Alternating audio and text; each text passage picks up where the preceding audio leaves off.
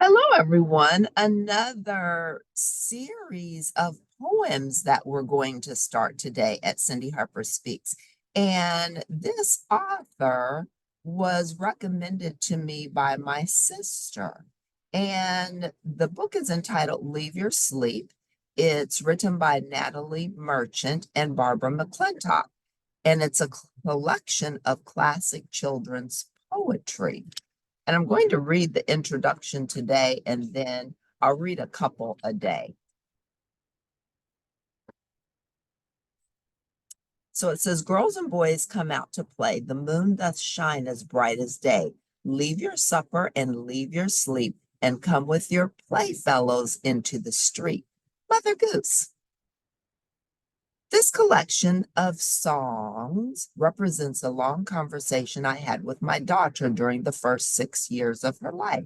It documents our word of mouth tradition in the poems, stories, and songs that I found to delight and teach her. This parade of witches and fearless girls, blind men and elephants, giants and sailors and gypsies, dancing bears, circus ponies, a Chinese princess, and a janitor's boy. I tried to show her that speech could be the most delightful toy in her possession, and that her mother tongue is rich with musical rhythms and rhymes. With these poems, I gave her parables with lessons on human nature and bits of nonsense to challenge the natural order of things and sharpen her wit. Poetry speaks of so much longing and sadness, joy and beauty, hope and disillusionment. These are the things that make a childhood, that time when we wake up to the great wonders and small terrors of our world. Poets are often soft-spoken clairvoyants, but poetry on the page can be difficult to penetrate. Sometimes it needs to be heard. I use music to enter these poems, and once inside, I was able to understand how they were constructed with layers of feeling and meaning. 5 years of research and writing went into Leave Your Sleep. It was the most ambitious project I had ever attempted, and the process consumed me. As I adapted their poems to music, my curiosity about the lives of those poets grew. So I read biographical accounts and letters, searched archives, and contacted heirs, executors, or the poets themselves in an attempt to know more. The research and writing accounted for only a portion of the labor and love put into the project. I collaborated with more than 100 talented musicians and a small dedicated team of recording technicians over the course of a full year to realize my vision for this album. When Francis Foster contacted me with a plan to transform this collection of songs into a picture book for children, I was intrigued. But when she suggested that Barbara McClintock be the illustrator, I was thrilled. Her work has delighted and charmed me for many years. It is of the greatest technical quality, yet deeply soulful.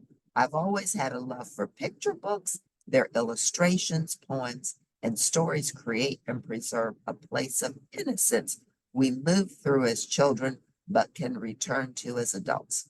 My hope is that this collaborative book of poems, pictures, and music will provide many enchanted hours to children eager for beauty and the sort of adventure that happens between the pages of a book and the words of a song. Natalie Merchant.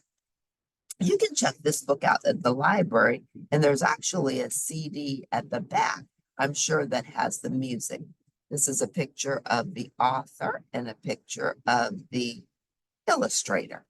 So I'm just going to read them. We aren't going to play the music, but we'll dive in and read a couple of the poems today. The Land of Nod. Robert Louis Stevenson lived from 1850 to 1894. From breakfast on all through the day, at home among my friends I stay, but every night I go abroad, afar into the land of Nod.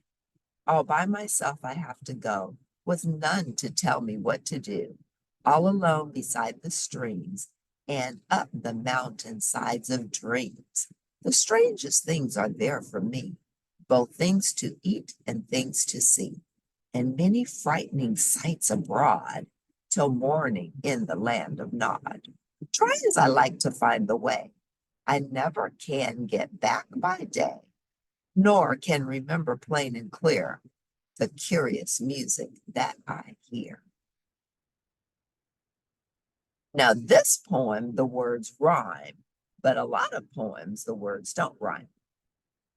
Let's read one more, The Dancing Bear. This was written by Albert Bigelow Paine. He lived from 1861 to 1957. Oh, it's fiddle-dee-dum and fiddle-dee-dee. The dancing bear ran away with me. For the organ grinder he came to town with a jolly old bear in a coat of brown.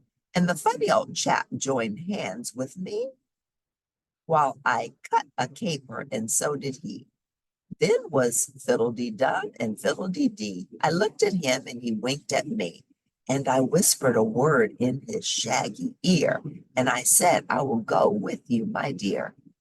Then the dancing bear, he smiled and said, well, he didn't say much, but he nodded his head as the organ grinder began to play over the hills and far away with a fiddle-dee-dum and a fiddle-dee-dee.